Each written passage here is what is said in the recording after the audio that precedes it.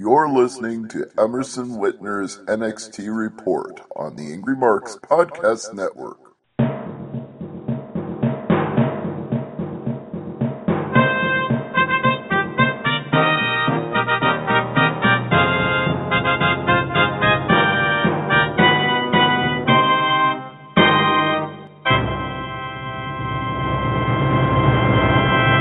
This is the Wrestling Outsiders Podcast. Here are your hosts. Emerson Whitner. Oh yeah! Yes! Yes! Yes! Yes!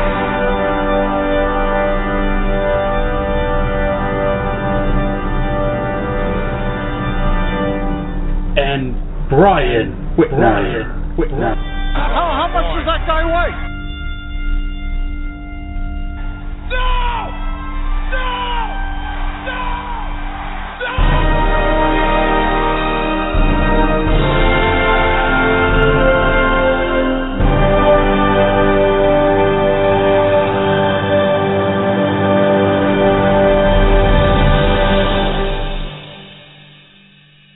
It is a tale of two wrestling companies, both running most of their shows in Orlando, both with talent plucked from a lot of small independents all across the country and around the world.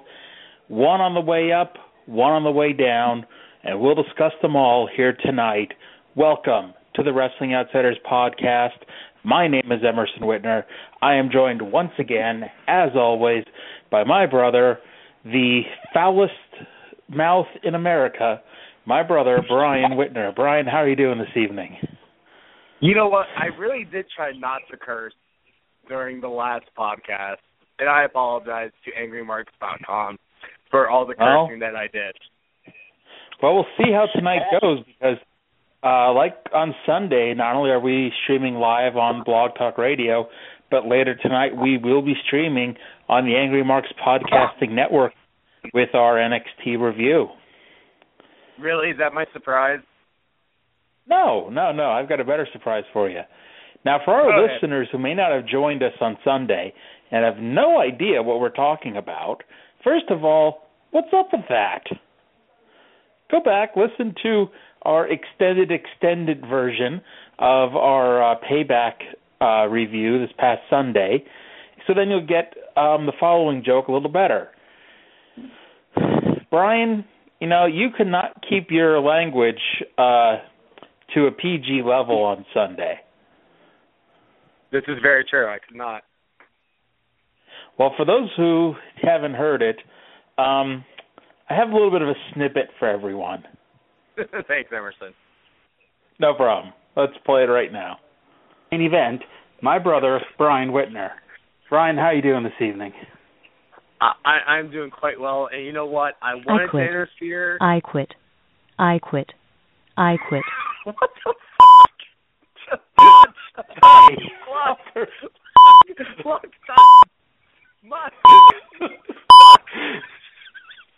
Stop cursing.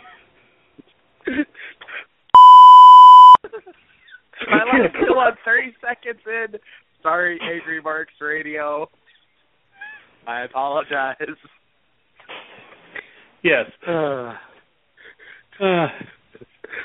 I'm speaking my mind, and all of a sudden I hear a woman say, I quit.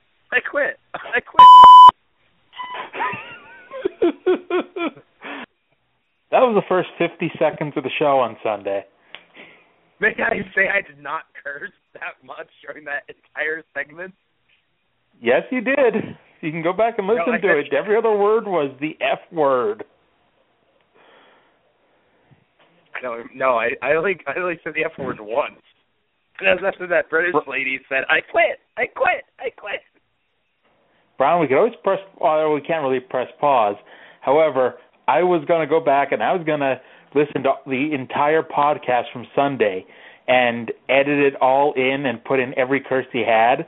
But the first minute of the show was so foul, I had to just do the 1 minute. And thanks, Emerson. No problem. Just go back and listen to it, Brian, in case you don't agree. So, Brian, on May 12th, it was reported that TNA President Dixie Carter held a meeting at the Impact tapings the week before, noting that the Internet doesn't know what they're talking about. Destination America is perfectly happy with their ratings and their viewership, and people on the Internet need to stop complaining, and people on the roster need to not believe what they read. It was reported today, about 2 hours ago, effective in the end of September, Destination America is going to cancel Impact. Gasp. Are you surprised? I am not. Let me go through the little snippet I've got here in front of me, because, they are moving to Wednesdays to go head-to-head with us in a few weeks again. Let's see here. The time frame given for is the end of the third quarter, which is roughly the last week of September when the current television season ends. The 2-year contract they had with Destination America had an out clause that Destination America can get out after 1 year, which they're going to be taking advantage of. The word internally was that they considered the ratings good, but they were not good enough to justify the cost of the program, and that so many regular station advertisers specifically did not want to advertise on Impact. Let's see here. They actually knew that the show was going to be canceled before they moved it to Wednesdays, and that Dixie Carter knew it was being canceled when she gave that big pep talk meeting to all the people at the show.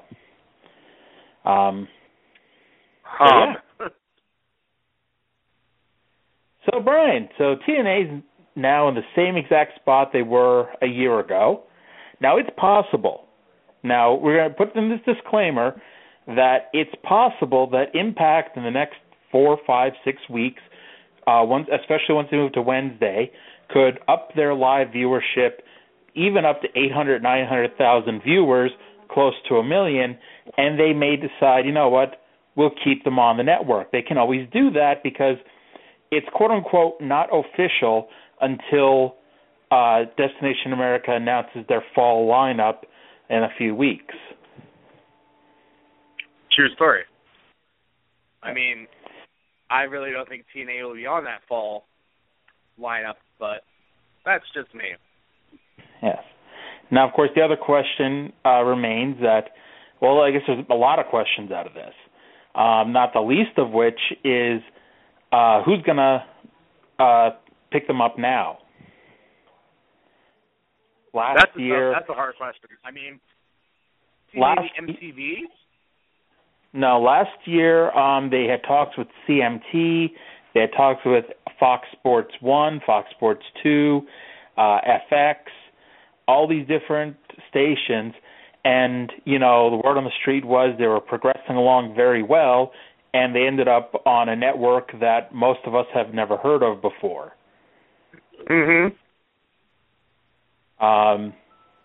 Now, there's also, last year I remember there's some network called the Velocity Network that they almost got onto, so it's possible they may get on there. Who knows? Now, if you remember at the end of the Spike deal, Spike was so gracious to them that they allowed them a little bit of an extension to the end of the calendar year to let them find a new home to start the year with instead of just booting them off the air at the end of September. So it's possible. So do you think Destination America would do that as well, maybe, or will the end of September be the end of it? No, I don't see Destination America keeping them. I really don't. Unless, like you said, the viewership goes up to like 1 million plus. But I don't see that happening. I mean, when was the last time they hit 1 million views? Whenever their last regular show on Spike was, because those best of shows didn't do anything close to it. That's why they moved them to obscure time slots at the end. Yeah. Looking at the schedule for September, if we were to go off the idea that they're done at the end of September, their last show is September 30th. If they do a Bound for Glory show the Sundays in October are the 4th, 11th, 18th, and 25th. And like last year, just as the news is breaking of them being canceled, they did announce the UK tour for next January.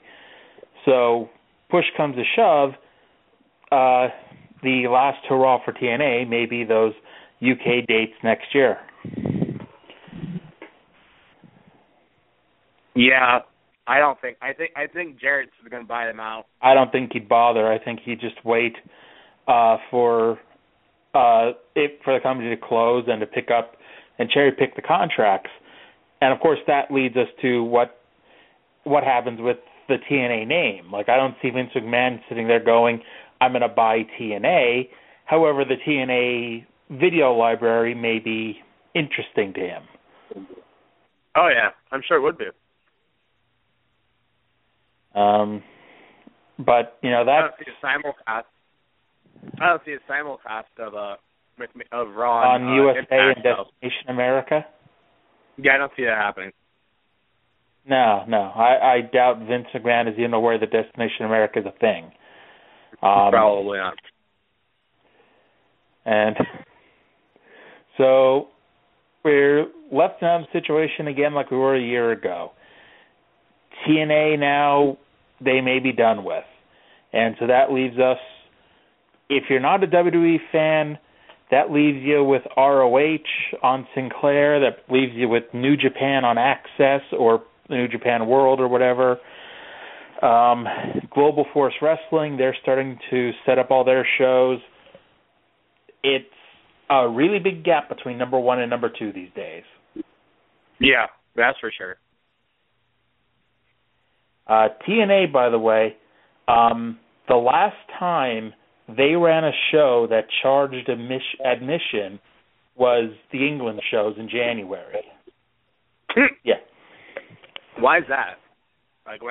Because ever since then they've been doing all their they did 3 shows in February to tape a whole boatload of stuff in Orlando, and then they did 3 or 4 shows in February and 3 or 4 shows in the end of March, and then 3 or 4 shows at the beginning of May to do all their TV, all in Orlando.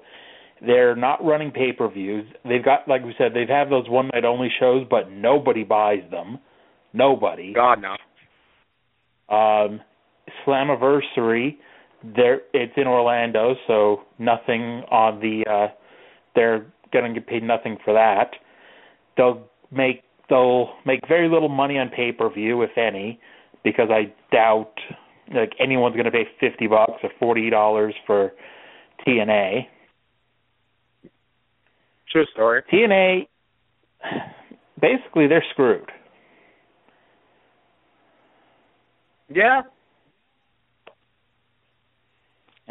Who knows? They may be able to pull something. You can't quite put a fork in them yet? What was that? I said you can't quite put a fork in them yet, but it's there. Don't quite yet stick the fork in them. They're not done yet, but they're not going to. I can't imagine them going too much longer. No. Sad, because I think they have great talent. Oh yeah. I really do, but I don't know what their writers think of. By the way, while we're on the subject, let me pull this up. Vince Russo. Vince Russo, and I understand everyone's entitled to their opinion. Okay? Mm-hmm. Blah, blah, blah, blah. And Vince Russo's got every right to say what he thinks on the internet as much as I have the right to talk about it here on my show. Well, our show. On my show here. So Vinny Rue has been posting a few blogs lately talking about first Sami Zayn and then Kevin Owens showing up on Raw to challenge John Cena for the U.S. title.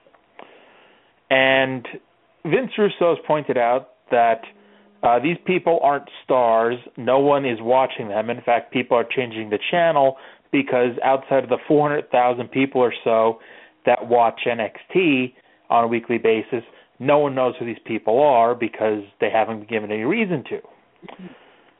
And okay, fine. I was irked reading that, but you know something? He's got a point. 4 million people watch Raw every week, and it might be generous to say a tenth of that watch NXT every week. So there may be, maybe those 3 million people know the name Sami Zayn, know the name Kevin Owens, but they may not be that familiar with them. And okay, fine. If that was that, I would, just smile, nod, and just move on with my life. And then Vince Russo states, it's somewhere in here, I don't feel like reading the exact quote, but he basically says that WWE hasn't created any stars since the Attitude Era, and snarkily adds, and I wonder why, meaning, that he was the reason why all these stars were created during the Attitude Era, and taking credit for Austin, The Rock, and I'm sure he'd take credit for Kurt Angle, except, Kurt Angle didn't even debut until after he left, but whatever. Yeah. Vince Russo, you left the WWF in October 1999 and have spent most of the last 16 years in either WCW or TNA. In that time, you have made 0 stars. 0. True story. Your writing messed up 2 different companies. Not 1, but 2. You know what superstars have been made since 2002, Vince? John Cena, Randy Orton, Batista, CM Punk, and Brock Lesnar. Okay, that's they've created only 5 larger-than-life stars in the past 13 years. And you know something? The Shield, as a trio, they were a superstar trio, and that's Daniel Bryan. Daniel Bryan. I wouldn't put Daniel Bryan at that same level, but if you want to, fine. But I wouldn't put him there. But either way, but also that is 6 more superstar acts than you, Vince Russo, have created in the same time period. The only stars TNA has ever had were the ones that were made elsewhere. Sting, Kurt Angle, Hulk Hogan, Rob Van Dam. I'm reaching when I get to Van Dam, but Jeff Hardy. And each and every one of them became a lesser star while working with you, having to go with your writing, Vince. I want to point out, Vince Russo talks about making stars. In the past 16 years, myself and Vince Russo have created the same number of superstars in pro wrestling.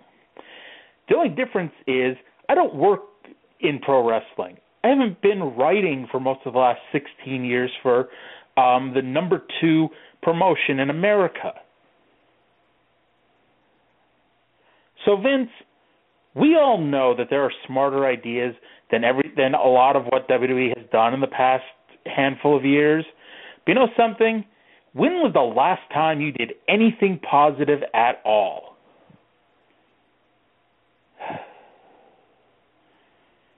I'm done. Wow. I never want to hear you say how bad I bash on Vince Russo ever again. Wow. There were a few F words that almost got sprinkled in there, but I stopped myself. I could tell. From the 29 years I've known you, Emerson, I could tell you just wanted to trickle a couple out there. But good job holding back. All right. So, yeah, you know something? NXT, okay, they don't have the viewership that Raw does. They don't have the viewership SmackDown does. They have roughly the same viewership Impact has, the same viewership that ROH has, And you know something? There are stars being created there. Maybe they're not all stars right now, Vinny, but keep an eye out.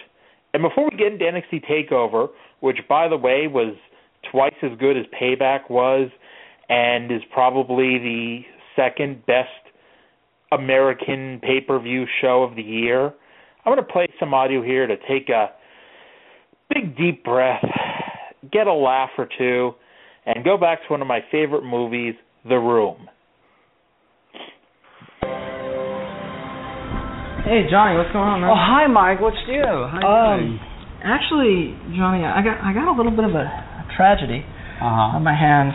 Yeah, me and Michelle, we were making out at your place, and Lisa and Claudette sort of walked in on us in the middle of it. But that's not the end of the story. Go on. I'm listening. Okay, we're going at it, and I get out of there as fast as possible. You know, I get my pants, I get my shirt, and I get out of it. And then about halfway down the stairs, I realize that I have misplaced. I've forgotten something. My underwear. So I come back to get it, you know, and I pretend that I need a book. You know, I'm like looking for my book, and then I reach in and put the underwear in my pocket and sort of slide out real quick. Well, Claudette, she saw it sticking out of my pocket. So she pulls it out, and she's showing everybody me underwears. You must be kidding. Underwear. I got the picture. Yeah, I don't know what to do. That's life. Nah. Yeah. Hey, Johnny. Hey, Mike. Hey, Danny. How you doing? Want to play some football? I got to go see Michelle in a little bit to make out with her. Oh, so I'm sorry. Come on. Football. All right, let's do it. All right, whatever. All right, let's go for it. I'm going out. All right. Yeah, sorry you had to see that.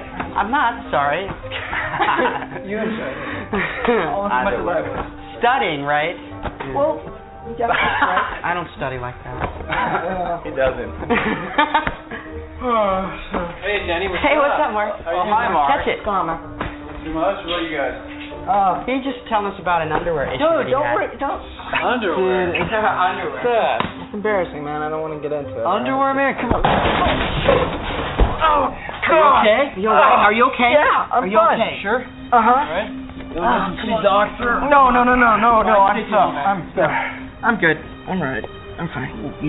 Yeah, Mark, why don't you take him home? And Mike, listen, if you need anything, call me anytime, all right? You be all right? Yeah. See you guys. See you guys. Let's go home, Danny. I love that movie. I really don't. You haven't watched it. Yeah, but I know I don't like it. It's how much you throw it down my throat every single week. Oh, I'll make you watch it. I told you, drunk or high or both. I didn't know you did pot, Brian. Not really. Well, before you get me sidetracked, I got to do some programming notes. I normally do these at the start of the show, but, well, once you're on a roll, you know, you don't want to stop. Yeah, why the hell stop? Why stop now, right? So, first of all, PodSlam 2015 is this Saturday. Go to givetochildrens.org/PodSlam15 and donate your money. It's an all-day-long podcast. It was promoted by Stephanie McMahon on her Twitter, of all things. Yes. And donate to help donate to Connor's Cure. It helps pediatric cancer research. And like I said, all-day wrestling marathon on Saturday from noon to midnight, live from Chicago. And one thing we never asked them what the time zone is, so it's possible that it's 1 p.m. Eastern to 1 a.m. but whatever. Just tune in, folks. I'm pretty sure it's 1 P to 1 A because they're one over from us. Yeah. And then from there, I did get this plug in very late on Sunday after Brian was off the air and after I started playing the closing theme song. But I'll say it again for our good friends over at Angry Marks. Tomorrow night, Thursday night, on the Angry Marks podcast, Stevie J and the gang are joined by Global Force Wrestling's Jamin Olivencia to discuss his career in wrestling. And while we're talking about interviews, as you may recall, we're going to have Joe Dombrowski on our show tonight. that's been postponed to next week because I had way too good of a Vince Russo rant in me to wait till the end of the show to do. Yes. I feel, Emerson, a Podzilla is coming up very soon. What do you think? Well, who knows? We'll see. The last TNA show. NXT TakeOver, Brian. Yes, NXT TakeOver. Ignore what I said. It's okay. Well, we'll argue about that in a few minutes. Of course, the two injuries that everyone knew about going into the show, one to Hideo Itami, one to Sami Zayn. The Sami Zayn injury, they were able to work around it and get in about a 7-minute match, which was more just a very, very good angle other than a match, but that we'll get to. The Hideo Itami thing, Hideo could not wrestle. He had a torn rotator cuff. So what they did was they had it was actually hilarious the way that they did this. Allegedly, some guy was talking to Enzo and Colin on his cell phone camera, and then they heard Hideo screaming, so they ran over to see Hideo Itami on the ground screaming, holding his shoulder, and Kevin Owens walking by, and, it's implied that Owens laid out poor little Hideo Itami.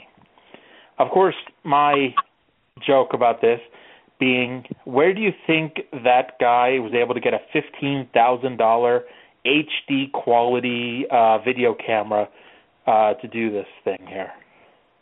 That and also be allowed to videotape the wrestlers as they come into the building that close, because they have those parking lots surrounded by security guards, and there's no way you can get within 5 feet of a car. So yeah. I just like Renee Young's ability to already diagnose him with a torn rotator cuff, even though this just happened. I thought she was took a page out of Xavier Woods and went to medical school, but yeah. Yeah.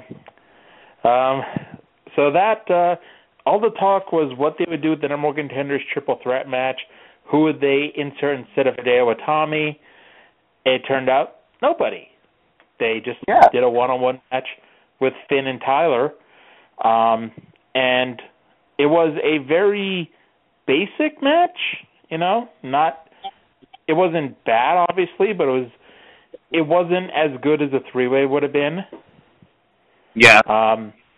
I don't know when these two were informed that it was going to be a singles match, because I'm thinking they probably had all sorts of crazy stuff planned to do with Hideo, and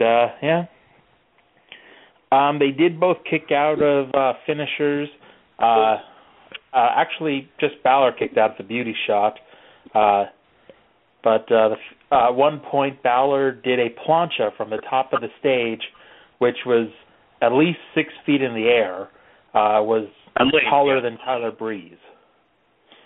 Yeah. And I just loved during that whole segment, no one was counted out. Yeah. I mean, they were outside the referees. For 10 seconds. The story of this show is that the referees don't know how to count. Specifically, the one in the opening match. It seems to be a trend during the whole show that referees don't know how to count to 10. I can count to 10. My 2-year-old. I don't know. I don't know if this referee has ever refereed a wrestling match before, because for the finish of the match, Balor hit the coup de grace, the double foot stomp, and the referee counted to 4 before the bell rang, and it looked like he was on his way to count to 5 before the music started playing. I was going to say, I remember seeing an extra hand going down, yeah. Yeah. They did do, you want to talk about the entrances? I enjoyed Tyler Breeze's with the models, and then each one of them had a camera. I missed the selfie stick. When did he get rid of the selfie stick? Apparently tonight, because he always has it. No. Yeah, I was going to say, the last time I saw he had it. And then Finn Balor did his weird, I don't know what to call it, intro that he did when he first debuted. He does the one that he does.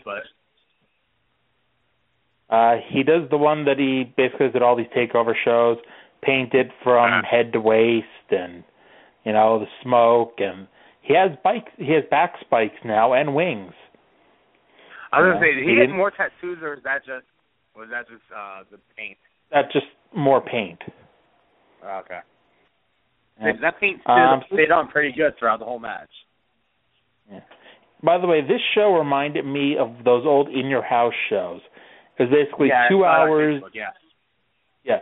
It's 2 hours of nonstop wrestling with very little hoopla and ballyhoo. Now, if only Raw would do the same thing, that'd be awesome. Well, I every time someone mentions about how NXT is better than Raw, and don't get me wrong, it is. However, NXT doesn't last 3 hours every week and then have another 2-hour NXT later that week as well. Yeah, it's a start.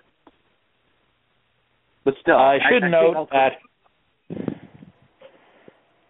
that I was having network issues. I seem to always have these network issues during NXT shows. Why is that? I have no idea. I was having issues too. I'm ready to call the network complaint line and file a complaint because it's horrible. I mean, I thought maybe it might have been my internet at first, like when I got the network about a year or so ago. And then we upgraded our internet, and it's still a piece of shit. Like the piece of, wow, there's one.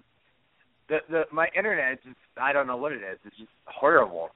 It really is, but yeah, like I kept having to go from my Roku to bringing it up on my computer back and forth because the Roku would freeze or it would keep resetting, and so every time I would reset, I'd be a little further back, and so I'd go have to go onto .com and then reset my Roku in the middle of it, and it's always I usually have my phone on standby. On standby, but not this time. It's never pay-per-views, or if it is on pay-per-views, it's so little, like it doesn't matter as much, but yeah. Then we had the Divas tag match, Emma and Dana Brooke versus Charlotte and Bayley. Dana Brooke is awful. Emma used to be better. I don't know if it was an illusion of Emma being better, but ever since she stole from Walmart, oh boy. That was the line of the night. I don't know. I think it was Graves who said it. I'm not a misdemeanor. I'm like, oh God. You know what's funny? I'm like watching I'm watching each entrance, and like I couldn't place what was different about the entrance way. It's like I knew it was different, but like I couldn't put my finger on it. Like, and then it finally hit me that they don't have the slanted ramp anymore. They just have the ramp kind of on the floor. Like I noticed that they put the video screen on the ramp, but it didn't hit me until this match that they were now whatchamacallit. This is a slide entrance. Yeah. Which is funny because if I would have really thought for 3 seconds when Finn Balor did his dive off of the thing, normally the video wall was face to face with the top of the ramp. So that would have been impossible to do last week. Yeah. So anyway, this tag match was awful when Dana Brooke was in and passable when Emma was in. Charlotte and Bayley are, a fun little team. But, Divas, there is no such thing as a Diva tag team unless you're the Bella Twins. The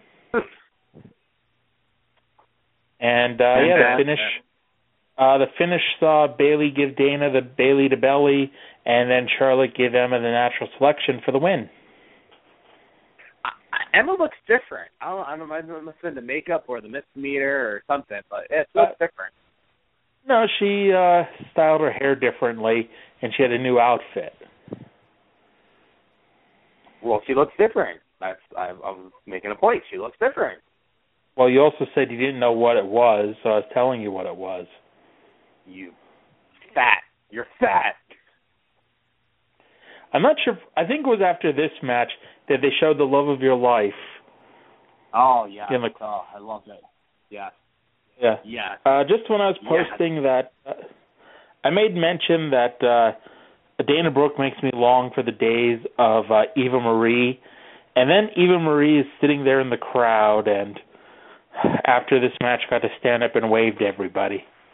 So, yeah. Of course. Eva Marie's back. And then I instantly tweeted that I wish she would be wrestling in the ring, but it's okay. I will, I'll let the Brian Kendrick train her some more, and I'll sweep her off her feet. Oh, boy. Yeah. Oh, I should note that Yuha Nation was in the crowd, and because they showed a couple of the recent signees to NXT, and of course he's one of them. And so he's sitting there, the crowd pops for him. And I'm literally only mentioning it, so this time I've actually said his name, I've said it correctly, and I know his name, so people can stop tweeting me, telling me what his name is. Thank you. Tweet. I know that's not actually going to stop them. I don't know why I bothered. I was going to say that's he's just saying stuff with more tweets. Rhino versus Baron Corbin. I hope you watch this match, because this is when I found out that TNA was canceled, and so I paid no attention to it and instead was doing research on TNA. I was off and on paying attention to the match. Noah was messing around, so I was glancing up occasionally. It was pretty much back and forth all match. I mean, it was a hard hitting match, that's for sure. Two big guys just beating the poop out of each other. That's something myself there. But in the end, God. I said I was paying enough attention to tell you that it was better than almost every Baron Corbin match ever. In fact, it might have been Baron Corbin's match. No, besides last week against Solomon Crowe, because Solomon Crowe carried that match until the end.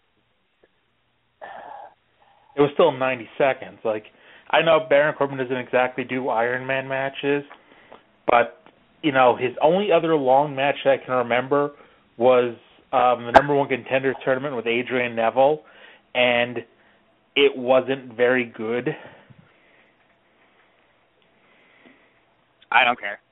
I still see Solomon Crowe Judy. Well, here's my thing. If Rhino wants to work for the next 6 months with Baron Corbin on every house show and teach him how to do a 10-minute match, great.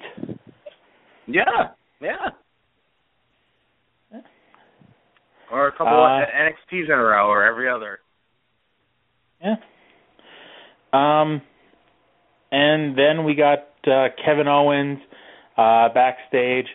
By the way, not being mentioned in all this, and I don't know how many people are realizing this, the match with Cena at Elimination Chamber, it's non-title. Yeah, I know that.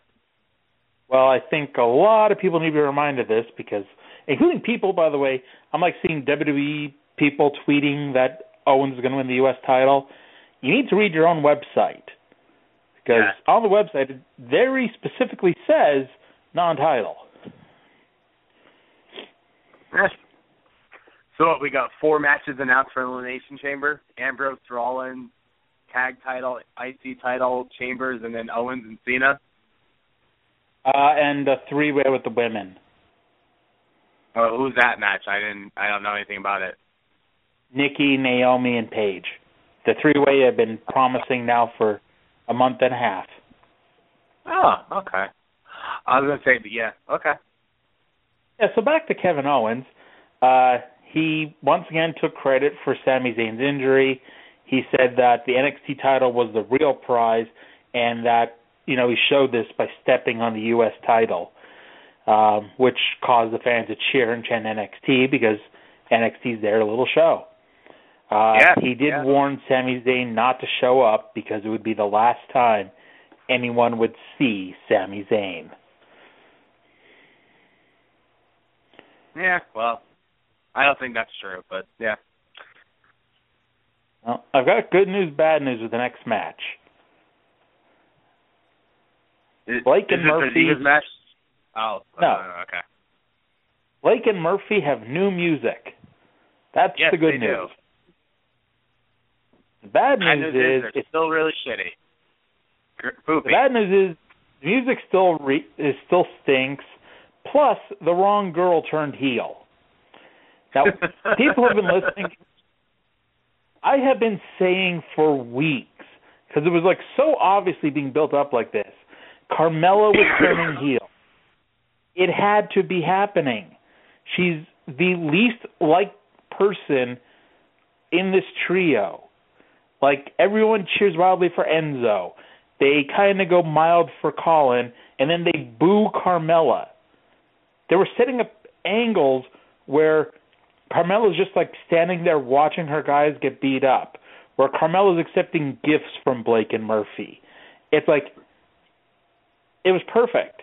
And then they get Alexa Bliss in there, and Alexa Bliss is 5 feet tall. She looks like a pixie. She's all cute and sweet and lovable. And so who turned heel? What was that, Brian? I said she looks like a porn star. Wow.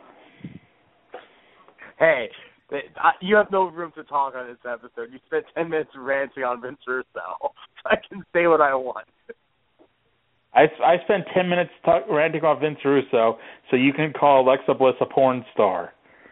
I said she looks like a porn star. And if she was, I said she looks like one. Great. That's so much better. Hey, it should be.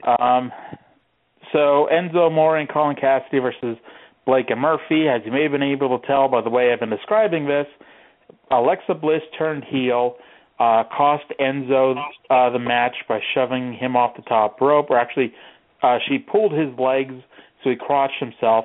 He fell in the ring, and Blake pinned him, leaving Blake, Murphy, and Bliss to celebrate together. BMB. Other than that, the match was fine. Nothing great, nothing horrible.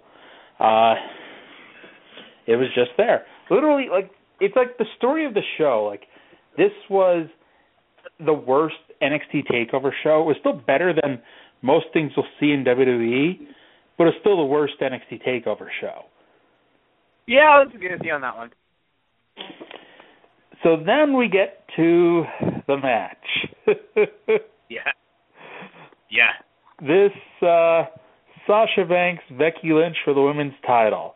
Now, before Brian starts yelling at me and shouting me down that I was wrong and all this stuff, my prediction was that this would not be the amazing, one-of-a-kind, 5-star women's match that we've seen at every NXT special since the beginning. I said that it would not be like Emma versus Paige. It would surely not be as good as Charlotte and Natalya, Charlotte and Bayley, Charlotte and Emma, and the 4-way from last time. I said all this, told it to Brian, and now Brian's going to sit here and yell at me that I was wrong, that it wasn't the best match on the show. And I never said it wouldn't be the best match on the show. I just said it wouldn't be the 5-star classic we're always come to expect. So, Brian, go ahead. Nope, you're good. You're not even going to fight me on this one. It's the one thing. I mean, it was the best match on the show, yes, and I think it deserves to be in the same breath as the other matches you mentioned, but more toward the bottom of that list. But it should be mentioned in the same category as those matches that you just mentioned. Why do you say that? It was just amazing. Like, it just this women just wrestling and like on NXT, they put so much effort into it as opposed to the divas on Raw and SmackDown. Like, they just put it all out there every single time. And I think it's a big FU to Triple H and the upper management who don't give the divas on Raw more than 5-minute matches. I think it's their way, telling the upper management to screw themselves. Well, part of that, too, is most of the women on Raw can't have a great 15-minute match. Like, do you want to see Alicia Fox versus Rosa for 15 minutes? Exactly. Well, then why are they on Raw and why are the NXT on NXT? Why don't? Yeah. Like, why don't some of the Raw divas go back down and go to NXT and learn their craft all over again? And bring up your Baileys, your Charlottes, your Emmas, your Sashas.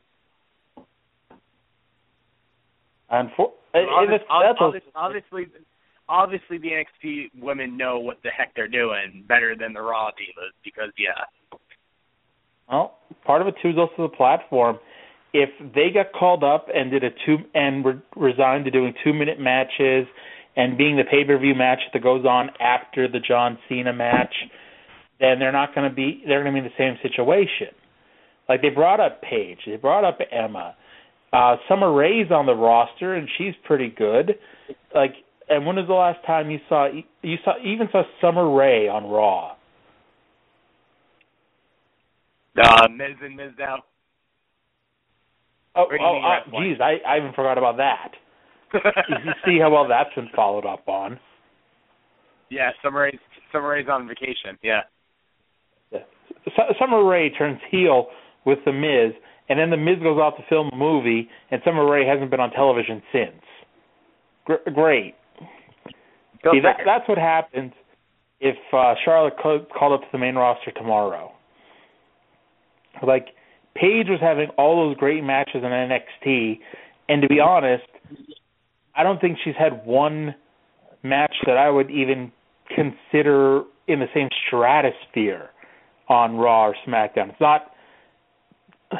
It's really hard to say because she's worked with AJ all last year, who was the other good working diva, and that ended up being meh. I don't know. Give divas a chance. That's all I gotta say. I'd love to give him a chance, but also Vince doesn't care. It's like Vince will give him a chance like he has for 6 weeks now, and because it hasn't revolutionized the world, he's not going to give up on it. Like the NXT matches, they didn't become amazingly phenomenal in week 1. Okay, I saw enough bad women's matches when they weren't on the network yet, when they were just on the internet floating around. I saw enough bad matches to fill a library. I don't know. You want to say anything else about the match? This definitely was one hell of a match, though. It's amazing. Oh yeah, both women was working around their shoulders and arms. Lynch, kept trying to put Sasha in her arm breaker. Sasha bent Becky in a direction that no human being can possibly bend, and she did it. It was disgusting. She bent her arm literally behind her back. Now, I know that if you haven't seen it, I'm not describing it well, but just imagine her entire arm up to her shoulder is being bent completely behind her to the point where when you're looking at her, all you see is her shoulder, and that's it, because the rest of her arm is not there anymore. Yeah, it was pretty sick to look at, but how the heck her limbs is in one place, I don't know. The finish, Lynch jumped off the top rope, got caught with, I believe, basically a backstabber, his knees to the arm, or knees to the shoulder, and then she put on the bank statement for the tap out. Like I said, pretty amazing match. Definitely the show stealer. And then we got the main event. Sami Zayn, Kevin Owens, Sami Zayn, Part 2 for the NXT title. The match was very hot. The crowd was going berserk for it. It was a very fast-paced match. It's like they knew where the match was going. They didn't want to be like on WWE shows where they've done similar bad finishes, and because it was a bad match, it left you with a bad taste in your mouth. So they went out there and did basically every hot move you could think of for 7 minutes. and this crowd ate it all up. And that they did. They were going, and they fought all over the place. The referee could have counted to 57 and no count out. The finish. I don't really. It was basically the finish. In fact, it was the finish. They're fighting outside. Zayn gets a running head start and gonna haluva kick Steen's head into the ring post. I said Steen, Kevin Owens' head into the ring post. And when he goes for the run, Owens walks up in front of him and pop-up power bombs him onto the ring apron, and that was that for Sami Zayn.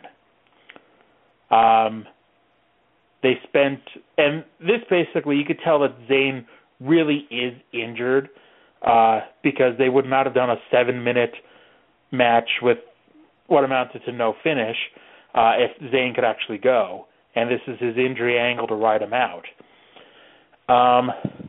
So the referee never called for the bell, so Owens, rightfully kept going after Zayn. And the referees kept pulling off. More referees would run down, and Owens would kick him again. And so the trainers would come down, and Owens eventually rolled Zayn into the ring. He went into the ring, and he kept giving him the power bomb. And the referees would keep pulling him off. And finally, William Regal came in. And I thought this was going to be the story of the match. Little did I know.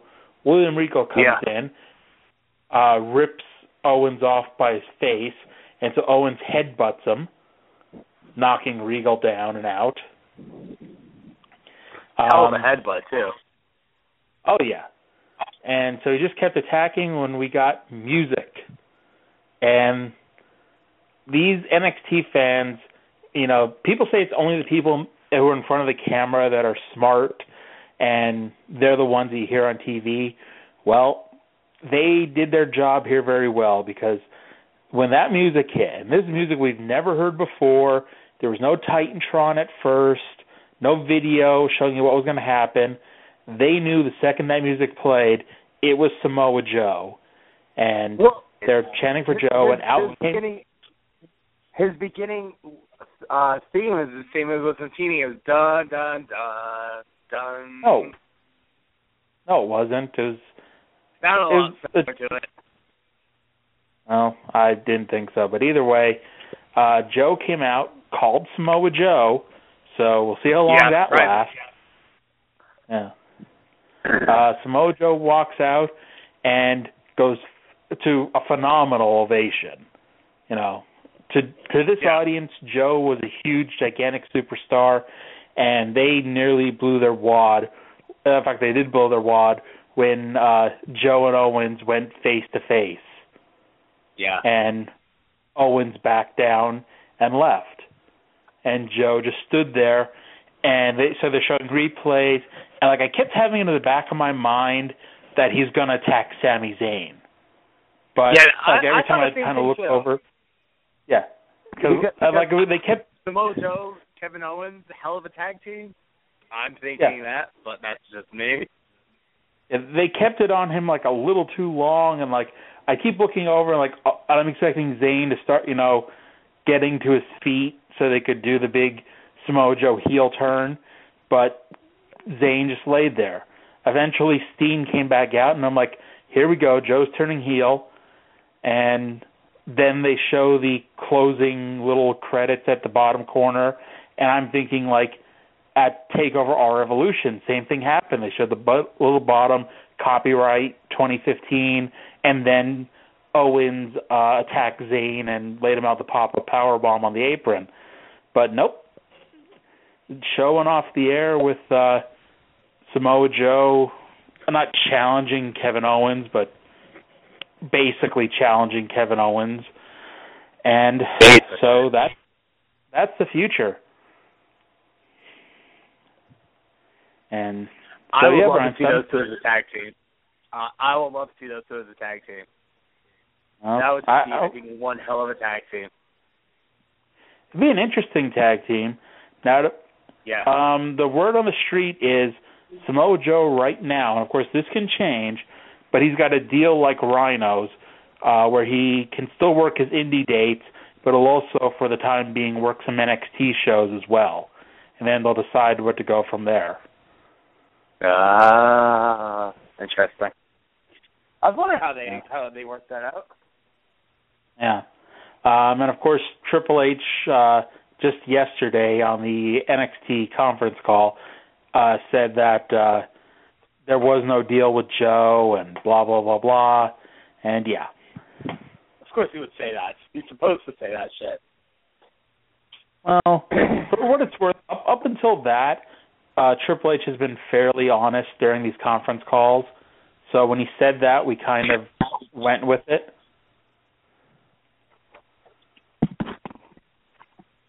I wouldn't know. I haven't listened to a conference call, so.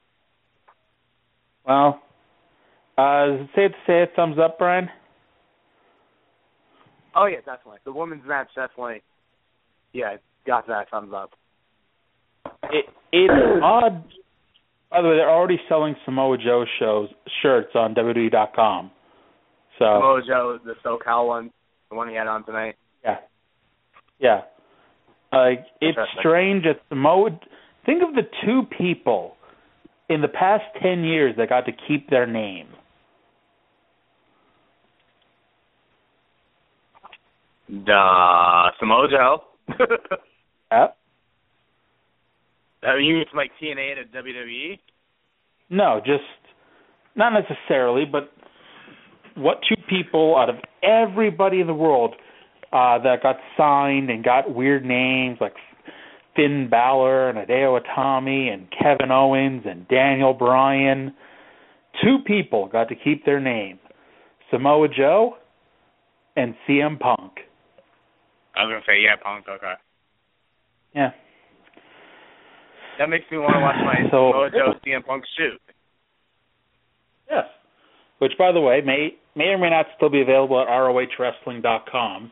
I don't know. Yeah, I was going to say, I don't know about that much of that anymore. Speaking of ROHWrestling.com, I'm waiting for them to upload the other New Japan ROH show from last week because I just want to get everything in one fell swoop and watch it all. Like right now they have Night 1 up and they, of course, got the pay-per-view up. But last time I checked, they didn't have Night 2 up. Mm-hmm. So, yes. Yeah. Where do we go from here, Brian? What do you think is gonna go on with NXT from here?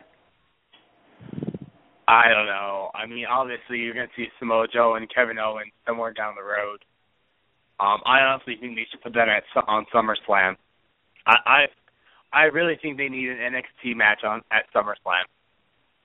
I don't think that's going to happen. I think it might happen at Night of Champions. Okay. Or even not Money in the Bank. I think that's too soon. Yeah, but obviously. I can see Night of Champions, Owens and Samoa Joe. Mhm. Or Owens and Finn Balor, but that won't be anywhere close to what Joe and Owens would do. But I don't know. It'll be interesting.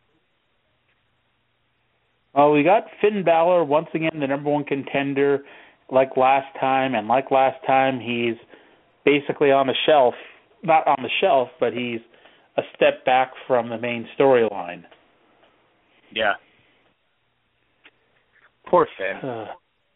Yep. By the way, next week, in addition to the rescheduled Joe Dombrowski interview, we're also going to have our 3-part series reviewing all the Ric Flair, Ricky Steamboat WCW matches from 1989. First up, Chi-Town Rumble 89, Brian. No, are we doing the whole pay-per-view or just that match? The whole show. Oh, lovely. Thank you. Yes, Brian, I can't just make you watch one 20-minute match. Gotta make you watch the whole paper. You fat beep. Yes. Oh, boy. I quit. I quit. I quit. I quit. Brian, calm down. Calm down, Brian. You fat mother. Beep. I'm waiting for you to hit the I quit button. Oh, God. I know there's a couple times where I just want to say. I know there's a couple times during NXT I just want to say, holy. Yep. Really? Well, you love Mole Man. No, you do. You're gay for Mole Man. You're gay for Mole Man. No one's gay for Mole Man. Are you gay for Mole Man, Brian? No, I am not gay for Mole Man. Poor Mole Man. Oh, how could you not be gay for Mole Man? Very easily. Very easily. So what's my surprise? Your surprise was the opening with the little audio thing. Oh, thanks, Emerson. Thanks. You've never been so disappointed in a surprise in your life, huh? I expected you on my back porch doing the podcast using my internet. Nah, I don't want to use internet that horrible. Huh? I don't want to use internet that's that horrible. Well, I didn't know. You could have watched it on. You could have watched it on your whatever on your Roku wireless internet. I don't know if you get wireless internet or not, but yeah. Well, Brian, the problem with that is A, my Roku would have to be hooked up to a television, and B, I'd have to know your wireless password. So I think that would defeat the idea of a surprise if I was watching NXT in your back porch and I had to call you and say, "Hey, Brian, what's your wireless password?" Well, you could have called earlier and got everything from Nicole. I think Nicole would have just told you that I'm sitting outside. Oh, so what does it say? What does it say that I could be sitting outside for hours and hours and hours, and you never would have noticed because you don't go outside? I mean, I went outside during the podcast to throw a milk carton in the recyclables, but I didn't look outside the garage, so. So you're saying you wouldn't have noticed your brother sitting there, or even hear me talking? True story. Exactly. I was just on the phone. Well, good to know for future reference. Yeah, true story. Oh boy, let's hear what else can we do here? What do you want to talk about, Brian? Let's see. What's going on in my life? Football. I don't know. What is going on in your life? I had my first football combine yesterday. It was quite interesting. I was in charge of the 40-yard dash. No, not the 40-yard dash. The 20-yard shuttle. So that was quite I can't believe they trusted you with a stopwatch. No, I didn't do the stopwatch. I wrote the times down. They couldn't even trust you with the stopwatch, Brian. Well, no, I figured since, it was my first combine, I'll let the coaches who have been doing it for a while to go ahead and do it. And then, let's see here, next week, I go to Shippensburg for another football combine. June 4th, 5th, and 6th, I will be in State College for the Pennsylvania Special Olympics Summer Games, which I'm looking forward to. And yeah, just a whole bunch of stuff right up to kick off my summer. So pretty soon, Brian, we got to be having the talk about WrestleMania 32. Yes, the talk. Dallas said it. Yeah, so allegedly you're going. And allegedly so is the rest. No, allegedly so is the rest of the family. So yeah, I'm definitely going. The family, I don't know, but I'm definitely going. I'll play that right now. So you basically have until November to start saving a bunch of cash and then figuring out how many of y'all are actually going to be at the show itself. Because, for instance, I'm not going to buy 4 tickets to find out that I only needed 2. Well, no, right now, you only need you and I and Guy if he's going. I don't know if Guy's going. I haven't talked to him yet, really, about it. Mm-hmm. And you're telling me that if you and the entire family come down, that Noah won't want to go? See, I want to take Noah, but at the same time, I don't. I don't know. Yeah, I'm still iffy about that. Yes, because the one thing I'd look forward to is having my then 5-year-old nephew sitting there for 5 hours or so. Yeah. I don't think it's going to work. I don't think they're all coming, personally, but that's just me. Like they were all coming to New York. Yeah, exactly.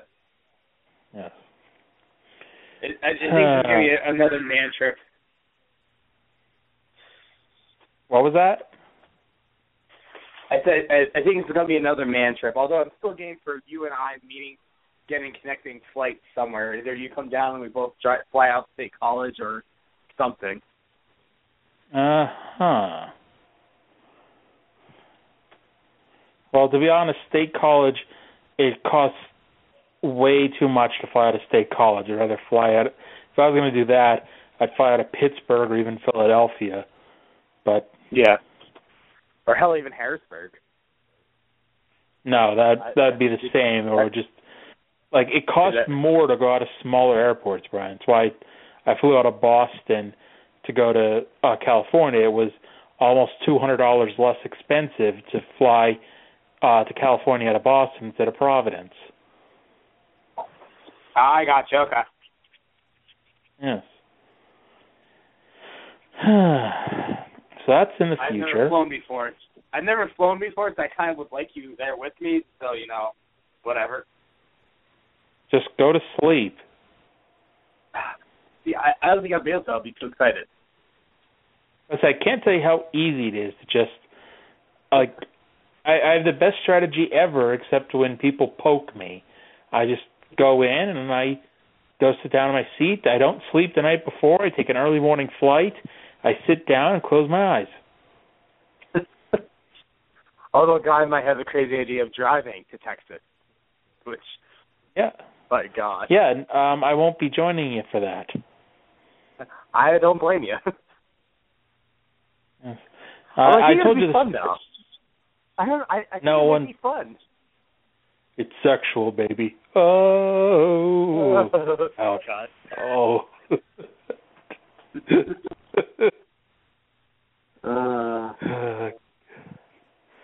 I told you the story about being on my flight home from California. I put up my bag, sit down in my seat, close my eyes, find that perfect spot, and I'm asleep. Like literally, I'm asleep.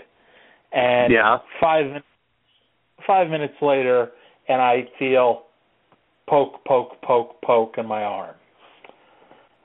So I open my eyes, and there's an old lady staring at me. Are you sure you're in the right seat? I look at my ticket. I'm like, is this 21C? I don't know what it was. I'm just saying 21C for the sake of the knowledge here, or for the sake of the argument. And I'm like, this is 21C. Yes, I'm in the right seat. Close my eyes again. Poke. Are you sure? Like, yes. And then she does the big, I was told I had the window seat. And this is when I now point above my head where they have A, B, and C with which seat is which. And the C seat has a picture of a window next to it, implying that whoever has seat C is next to the window. And so I pointed that out to her. And so she sat down in seat A and was all grumpy. And I closed my eyes again, and I hear her,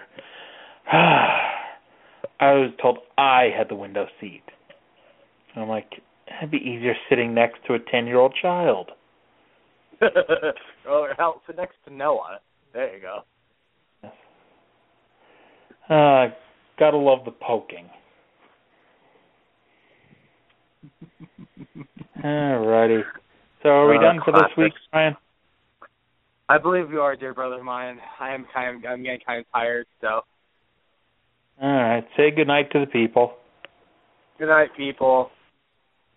See everyone next Wednesday, 10 o'clock. Same old shit, different week. Same time. Kind of. Kind of, sort of. In between. It's exactly the same, only completely different. By a half hour. Exactly. So long. Bye. Adios. Arrivederci. You stole my next one. I'm sorry. Goodbye.